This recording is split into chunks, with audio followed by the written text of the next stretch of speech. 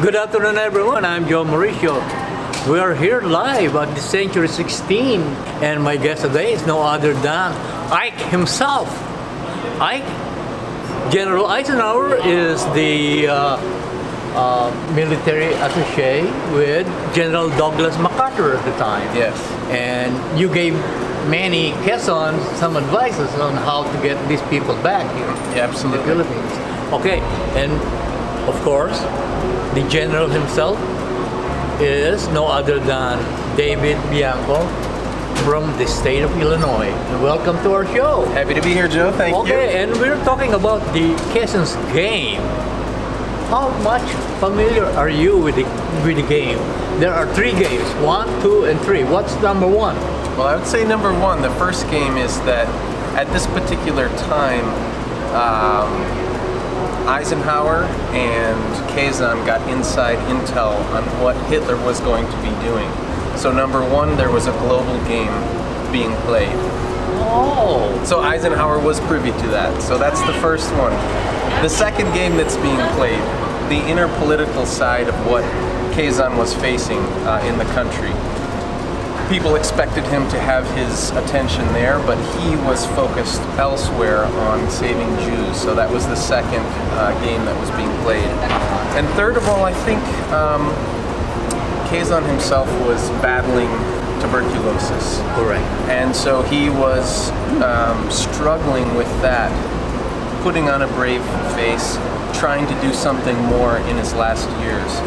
And he didn't want everyone to see that information, and he didn't want to let down his guard. So I think that's also a game that he was playing. Well, he got 1,200 Jews. Yes, yes. And I know you're trying to convince him of getting more. Yeah. How do you know? Where do you get the idea of getting some more Jews to the Philippines? Well, I think the idea was that Quezon, Eisenhower, the Frieda brothers, they were trying to get as many as possible, as many as 10,000. That was their objective. Time, circumstance, space did not allow for that ultimately, but they were trying to save cumulatively as many as possible. Well, December 8, 1941 is the date that the Japanese attacked Manila. Is that one reason why? That is one of the reasons why. That's why they close everything and war changes countries. What can we say? That's a day after Pearl Harbor. Yes. And that's the day America entered the Second World War with Japan. Yes. And too bad, I invited the Consul General of Israel to attend this thing, but some circumstances that happened last night prevent him from coming. So, well, we don't know what that thing is. Well, you won't speculate on that. No.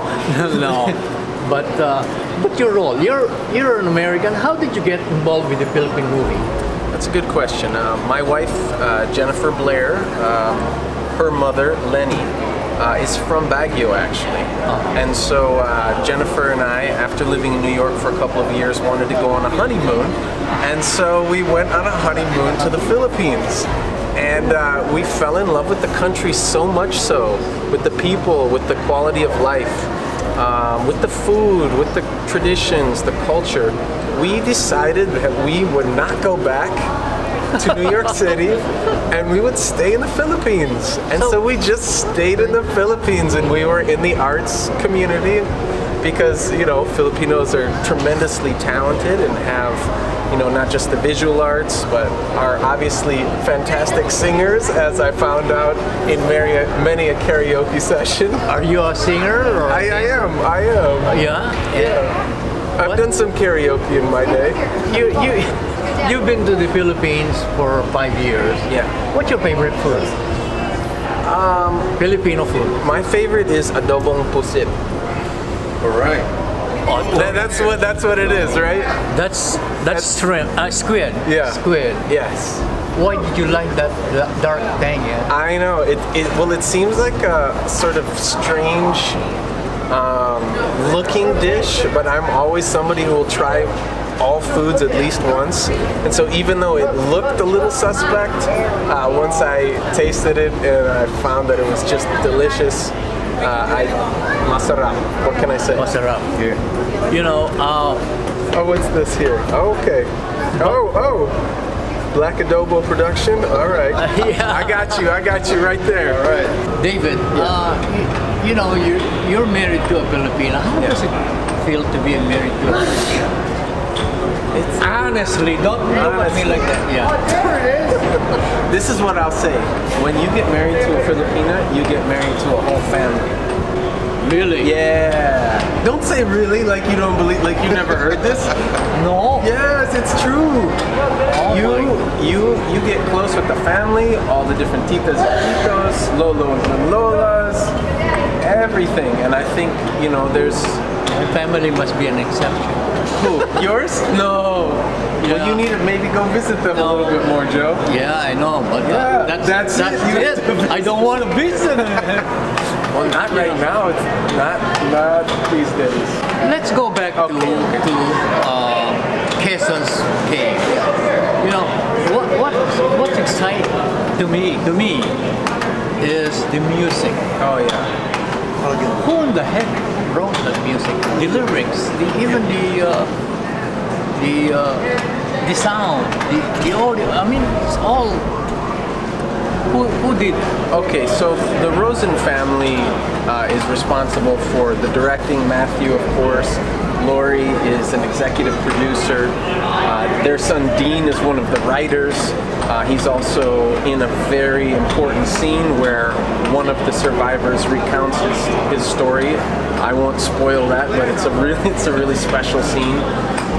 But Dean is also a lyricist and a songwriter, and so he is responsible for producing much of that content. You know, not to forget, Quezon's Games won 25 international awards, the film festival, right? Yeah. And are you one of the recipient of that award? Eisenhower? As I would say, I've gotten critical acclaim from just the common people. I'm not winning the awards. The awards are going to Matthew. They're going to Raymond Bhagat Singh, who does an incredible performance. I mean, that's a tour de force performance. Is Rachel got an award for that? I'd have to go back and look at the list. 29, I think. I mean, it's a lot of different festivals.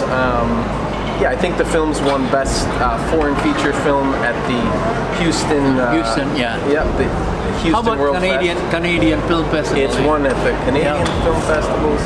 So yeah, I mean, it's now on its last week in cinemas here locally. So I'll be very curious to see where it streams after this. Yes, and we are all hoping that you get more awards for Eisenhower. You know, when I look at you, I was looking for a bald guy. Well, that's the nice thing about hair. When you're younger, it usually grows back. So fortunately, it grew back. What else can you say about the movie? Well, the film was shot in the Philippines on location. There is a recreated old Manila called Las Casas Filipinas. Where's that? Bataan, yes. Yes. Yes. Okay. It's a have you been there? No. Oh, you gotta go. You gotta go. So it's like it doubles as a resort, and then also period films will often shoot there. So shooting there in the actual location versus shooting on a green screen and pretending to act, being in the place, feeling that history, I think really grounded me as an actor, made me feel very comfortable playing the role. You know, my rapport with the different actors, Raymond specifically, he and I have a few key scenes together. He's a true gentleman. I mean, he and I would be talking like you and I are. How do we think the scene should go? He talks about his character, I talk about my character. Matthew comes and listens to it. He might have a comment or two. And then basically we go out there and they gave us that freedom to express How did it. you come up with that role? Oh, a good question. Matthew and Lori produced a TV series 4 or 5 years ago called The Kitchen Musical. And it was a singing musical TV series, and they produced that, and my wife Jennifer and I were lead actors in that series. And so they told us even then, hey, we got a film that we're working on. It might be 4 or 5 years until it happens, and sure enough, 4 or 5 years later, you got it. here we are. Yeah, and you shaved your head. I did. I have pictures of that. It was Yes. that's the perfect hair to deal with in the Philippines, I tell you though. Yes. Well, No it's hair, hot, hair. no Yeah, hot. exactly. But Eisenhower. Why Ike Eisenhower? Why did you pick somebody else's character? Well, I think the character and Matthew and Laurie had that role in mind for me, and it was a great responsibility, opportunity to play an iconic person. I am a dad. I'm sorry, puns are a part of me. What can I say?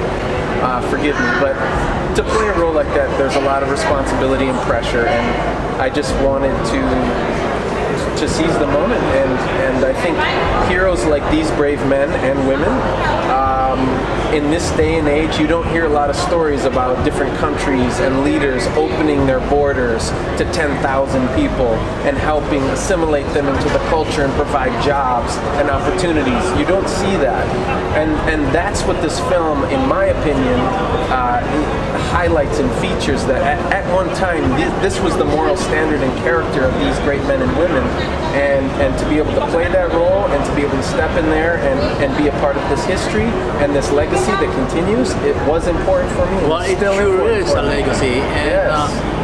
do you see any descendant of this the survival of this Holocaust thing in the Philippines?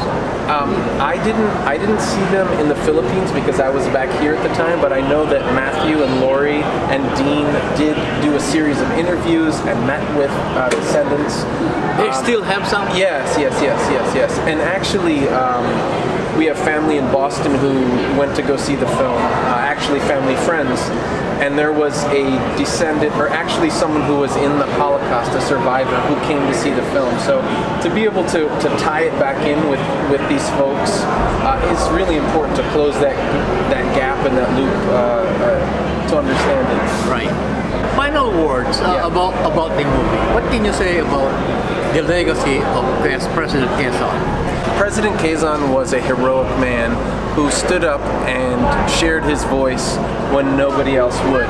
For the people that were underprivileged, who were refugees trying to escape a very perilous time in Austria and Germany, he represented a focal point of an attack, and that attack was rescuing these people. He galvanized Eisenhower, McNutt, and the Frieder brothers. They worked together, and this is a film of hope. This is a film for young people in the future to say, hey, we have to look at these characteristics of these men and these women, these brave people, and we can do this.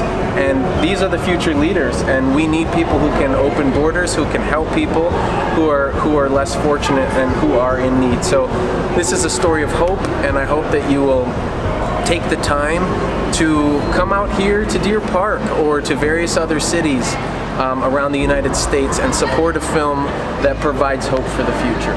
Amen to that one. Thank you, D. Eisenhower. Thank you, guys.